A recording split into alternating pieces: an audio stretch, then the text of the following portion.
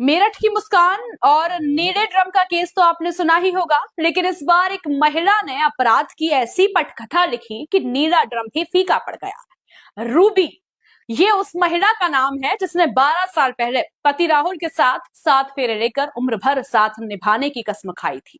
सुख दुख में साथ रहने के वादे किए, लेकिन वक्त के साथ रिश्तों में दरार बढ़ती गई। नतीजा ये हुआ कि भरोसे और प्रेम की जगह साजिश ने ले ली और रूबी ने अपने ही पति को खौफनाक तरीके से मौत की नींद सुला दिया। ये कोई अचानक किया गया अपराध नहीं, बल्कि पूरी तैयारी के साथ रची गई साजिश थी। पुलिस जांच में सामने आया है कि रूबी ने महज 1400 रुपए खर्च कर इस हत्याकांड की जमीन तैयार की। 100 रुपए की काली पन्नी, 1100 रुपए के 2 बैग और 200 रुपए प्रतिदिन के हिसाब से किराए पर ग्राइंडर मंगवाया गया। हत्या के बाद हीटर और चारपाई पर खून के धब्बे मिले, जिससे साफ है कि सांसें थमने के बाद शव के टुकड़े किए गए। एक बैग में धड़ रखकर नाले में फेंका गया, जबकि दूसरे बैग में सिर, हाथ और पैर रखकर गंगा में बहा दिए गए। शव के अंगों को अलग अलग ठिकानों तक पहुंचाने के लिए 1300 रुपए में किराए की कार ली गई। हैरानी की बात तो यह रही कि इस पूरी वारदात को अंजाम देते समय रूबी के हाथ जरा भी नहीं कांपे। पुलिस के मुताबिक इस पूरे मामले में रूबी की भूमिका सबसे अहम और शातिर रही। वारदात के बाद आरोपी ऐसे सामान्य जीवन जीते रहे जैसे कुछ हुआ ही ना हो। यह हत्याकांड न सिर्फ रिश्तों की टूटन की भयावह तस्वीर पेश करता है, बल्कि अपराध की नई और डरावनी मिसाल भी बन गया है। कौन से मोहल्ला में रहती हो? क्या क्या घटना होती थी जब आपकी पापा घर में लड़ाई होती थी? कभी कभी होती थी। तो कौन कौन लोग आते थे? गौरव मामा, सर मामा और हमसे सौरभ जो है ना, जिसका नाम अभिषेक है, वो हमसे ये कहते थे कि बस कुछ महीने की बात और है, फिर मैं आपको पालूंगा, मैं ही आपको रखूंगा, फिर बीच में से तुम्हारे पापा काटा हट जाएगा।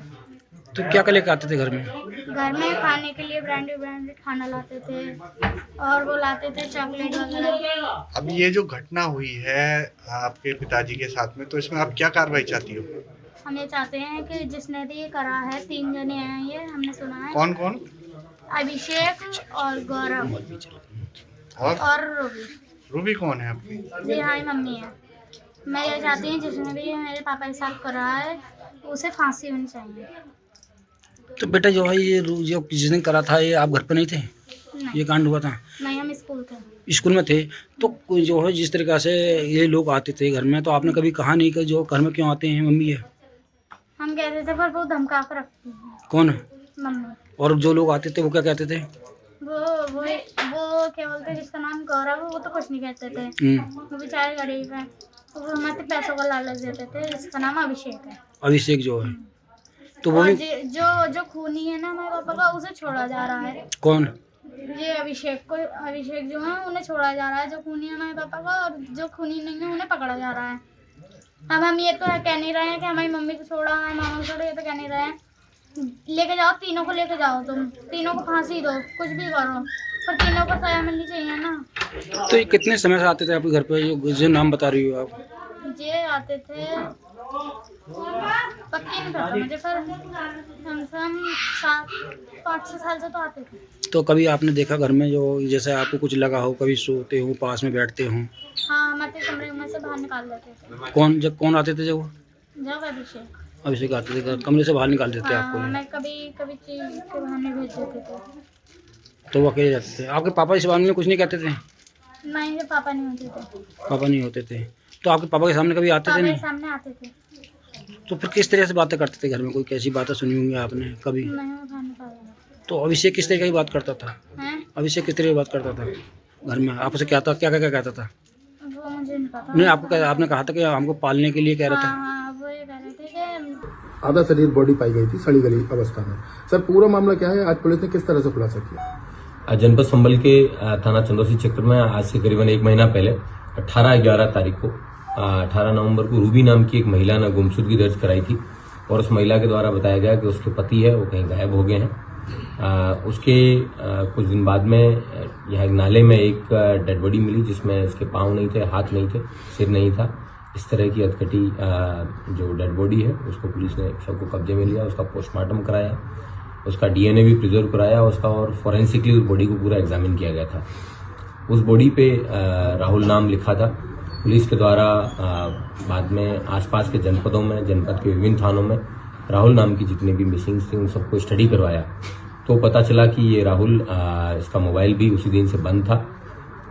और गहनता से जांच करने पे पता चला कि राहुल की पत्नी जो रूबी है उसी ने ही राहुल की हत्या की थी।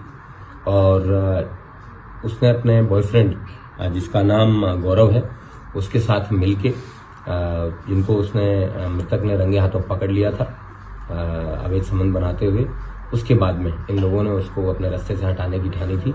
इन्होंने हथौड़ों से और लोहे के अन्य औजारों से वार करके उस व्यक्ति को मारा था। उसके बाद में ग्लैंडर लाके उस व्यक्ति को हड्डियां वगैरह वो काटा था।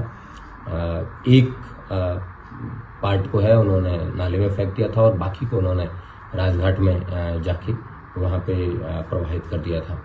इस प्रकार इन दोनों व्यक्तियों को जिनके नाम गौरव और रूबी, इन दोनों को गिरफ्तार करके आज जेल भेजा जा रहा है। इनके पास से जिस ग्राइंडर का यूज करके इन्होंने कटर से काटा था वो भी बरामद हुआ है और जिन हथौड़ों और इन चीज़ों से उन्होंने उसके सिर पे वार किए थे वो भी पुलिस को बरामद हुए हैं। और पन्नी वगैरह जो इन्होंने चंदौसी की विभिन्न दुकानों से खरीदी थी उन सभी जगहों से सारे सबूत हैं वो पुख्ता करने के बाद में पुलिस के द्वारा ये आज कार्रवाई अमल में लाई जा रही है।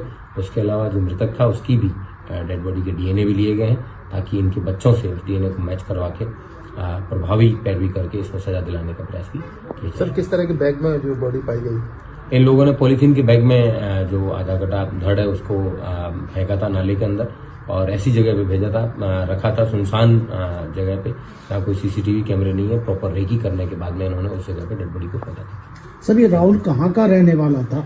और जो राहुल की बेटी है उसका कहना है कि अभिषेक का भी नाम ले रही है तो उसने हत्या की है, क्या कुछ और इसमें खुलासा हो पाएगा? राहुल चुन्नी मोहल्ले का रहने वाला था। इसके पास ही में गौरव नाम का व्यक्ति रहता था जिसका रूबी से अवैध संबंध थे, जो राहुल की पत्नी है। और इन अवैध संबंधों के प्रकाश में आने के बाद ही राहुल ने जब अपनी रूबी को और उसके अपनी पत्नी को जब डांटा तो उसके बाद में इन लोगों के द्वारा ये कृत्य। बाकी के जो पार्ट्स हैं बॉडी के क्या वो मिल पाए हैं? वो मिलने मुश्किल है क्योंकि वो उन्होंने नदी में प्रवाहित कर दिए थे, लेकिन इसकी डेड बॉडी से डीएनए प्रिजर्व किया गया है जिसको पुलिस के द्वारा जो है वेरीफाई करवाया जाएगा। और ये मुकदमे को पुलिस ने ही पंजीकृत किया है ताकि इसमें प्रभावी पैरवी करके सजा दिलाई जा सके। Thank you.